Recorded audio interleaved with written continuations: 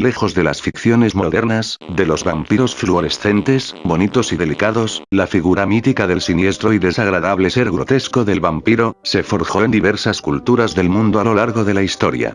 Cuando pensamos en estos peculiares seres, la idea del chupasangre inmortal se nos viene a la mente de inmediato.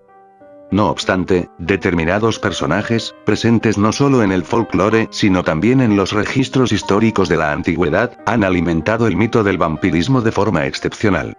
Para entender un poco más acerca de este mito, hoy voy a enseñarte algunos de ellos. Échale un vistazo a estos 3 vampiros reales de la historia. Juregrando, el primer vampiro. Juregrando ocupa un lugar primordial en lo que podría llamarse el vampirismo, puesto que en esencia, es la primera persona que figura en un registro histórico bajo la nominalización de vampiro.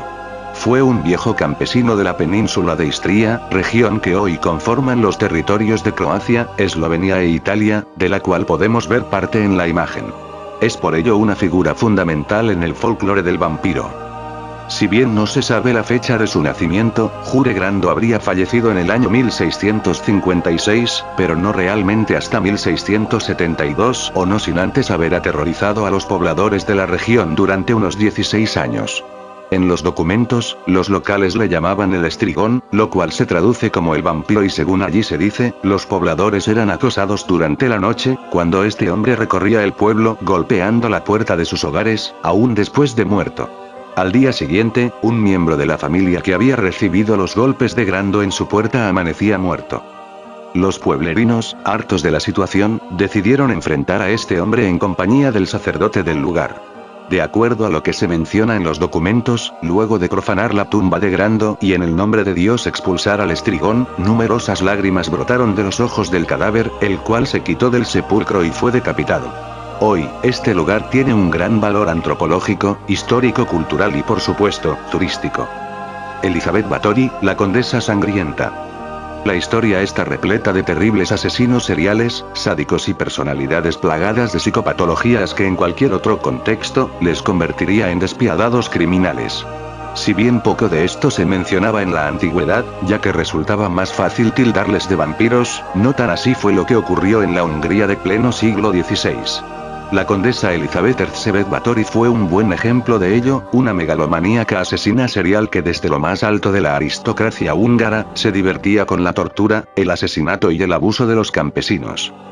La condesa sangrienta, como se la llamó después de haber sido enjuiciada por sus atrocidades, es la mujer con más homicidios de la historia de la humanidad de la cual se tienen registros.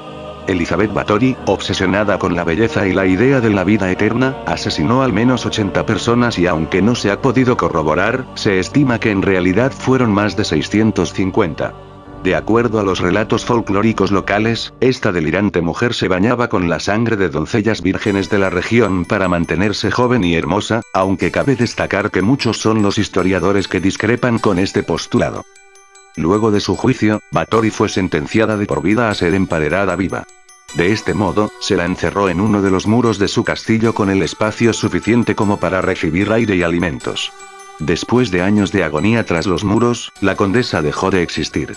Sin dudas, es una historia que aportó mucho al mito del vampirismo, y aunque quizás nunca sepamos qué motivó a una mente tan disfuncional como la de Báthory, el caso aún llama la atención de numerosos investigadores, antropólogos e historiadores. Vlad Tepes, el empalador.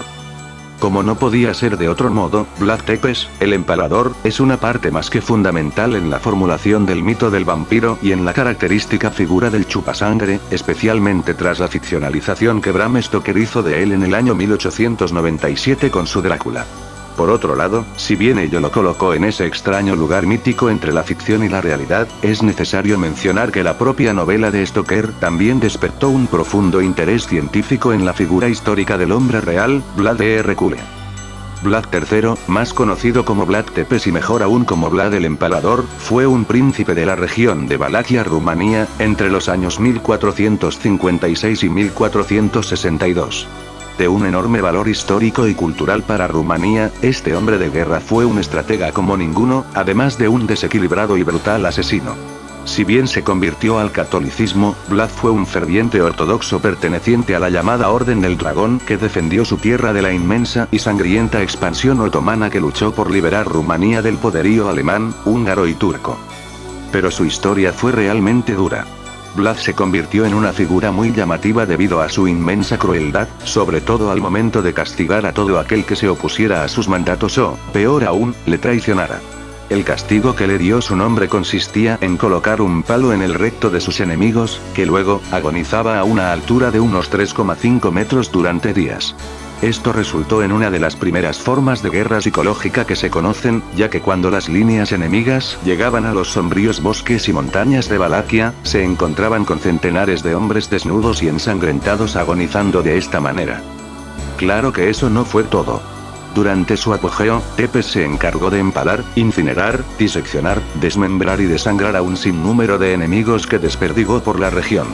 Estos siempre eran utilizados para provocar el miedo de los invasores, que frente a semejantes paisajes, dejaban las montañas tan pronto como podían.